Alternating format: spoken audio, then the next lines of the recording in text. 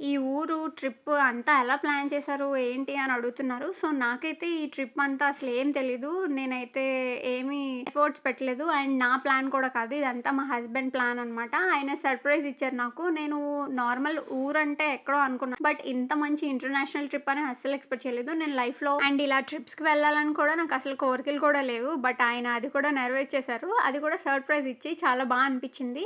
And ఇలా ట్రిప్‌కొచ్చినా కూడా చిన్న పిల్లలతో వస్తే మనకి ట్రిప్‌లా అనిపించదు గూడా కొన్నిసార్లు. ఎందుకంటే వాళ్ళ వర్క్స్ అన్నీ ఎక్కడికెళ్ళినా మనం ఫుల్‌ఫిల్ చేయాలి. సో, అన్నీ టైమ్ టు టైమ్ మనం చేస్తూ ఉండాలి. సో, మా వారైతే ఆ విషయంలో చాలా హెల్ప్ చేశారు. ఇలా మనకి హస్బెండ్ సపోర్ట్ ఉంటే చాలా బావుంటుంది. ఈ ట్రిప్‌కెళ్ళామని కాదు గానీ, ఎక్కడికి వెళ్ళినా కూడా సో, ఆయన నాకు చాలా సపోర్ట్ చేస్తారు.